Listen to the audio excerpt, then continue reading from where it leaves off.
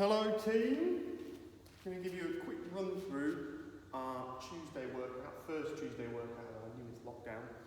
The workout itself is a 30-minute EMOM, and within that you've got 5 separate stations or 5 separate exercises, so it's 6 rounds through what's on the board there. So in your first minute here, you've got 10 to 16 press-ups or handstand press-ups. The second minute, you've got 10 to 16 V-sits or 10 to 16 single leg V-sits or relevant scaling option. If you're going to do them as single leg reps, then I would say it's going to be 5 to 8 on each leg. On the third minute, you've got 5 to 8 single arm dumbbell rows on each arm. So those reps there are each arm in total. The fourth minute, you're going to try and spend the full minute doing some goblet squats, and then the 5th minute you rest. That's probably going to be your favourite minute.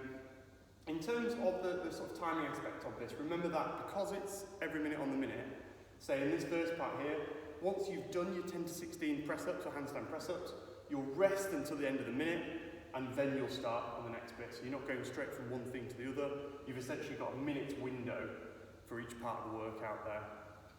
I would expect, with those first 3 parts there, that you don't really want to be working for more than about 45 seconds there. So you want to make sure that you've got a scaling option where you can get those done within 45 seconds. And if you can't, I would be resting on the 45 seconds rather than trying to get all the reps done.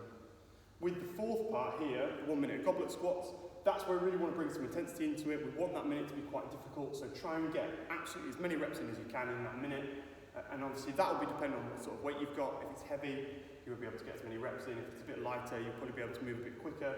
But try and make that minute there the intense part, because you've got the rest kind of after there. So if you do really flog yourself in this bit, then it doesn't matter too much because you've got the minute's rest after that each time. But overall, it should be a fairly steady paced workout because it is a relatively long one. And you've got a nice mix of upper and lower body stuff in there. Some technique points to think about. If you are going to do press-ups, I mentioned making sure that they're scaled appropriately so that you can get them done in the necessary time. But also we want to make sure that your technique doesn't break down. So traditionally we're looking for arms straight at the top, whole body moves together, chest touches the floor, then back to the top. Same if you're going from your knees, it's pretty much the same technique. You could always mix and match between the two of them, or even between handstand press-ups and full press-ups, to try and get the best reps possible. It doesn't necessarily have to be all of one or all of the other, so we want to be able to maintain equality on them. If you're going to do V-sits, they can also be scaled down, so you can do full V-sits, you can do single leg V-sits, you could go for tuck-ups or sit-ups as well, and again you can mix and match on them. But whatever variation you're going to do, we want you to be able to move through the middle of the body. So if I'm going to set up for a V-sit, I'm trying to move through the middle of my body. Same if I'm going to do a single leg V-sit, I'm trying to get the movement through this part of my body. If I'm going to do a tuck-up, same idea, I'm trying to really tuck and hold through the middle of my body. So it's not just my legs and my arms coming together, but I'm using that movement into that tuck position on each rep. So like I say, you've got a range of scaling options for them. With the single arm rows, again, we want an appropriate weight as much as that's possible.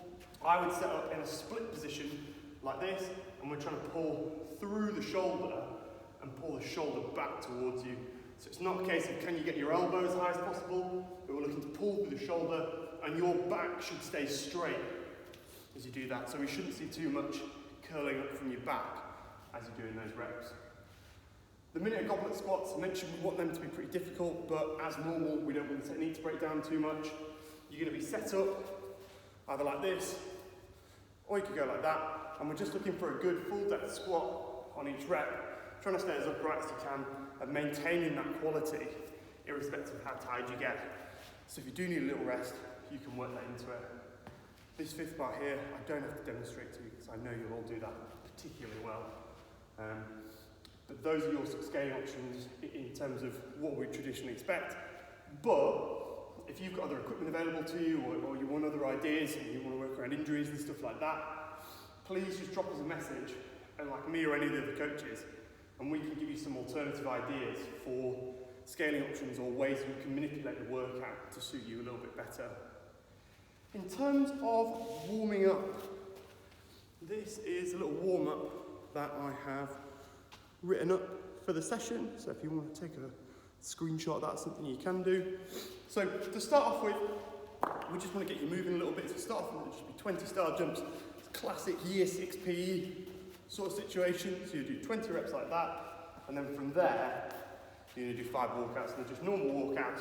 Stretch your legs out the bottom, walk out, and then back up to standing. So you'll do 20 star jumps, 5 walkouts, and go twice through that. And that should just get your heart rate up a little bit. The Cossack Squats, we're going to set you up with your feet wide, and we're looking for you to squat down to one side, back up to standing, down to the other, and your 20 reps will be 10 on each side. The Scat press-ups and shoulder taps. 1 rep is going to be a Scat press-up, like that, and then you're going to tap on one side, tap on the other. That's 1 rep. So if you're going to do 10, you're looking for 10 times through that little sort of complex in there. Again, if you struggle with any of that, you can always do it off your knees. That's not meant to be really difficult. You know, it's all just part of the warm-up, and we just want to try and get your shoulders moving.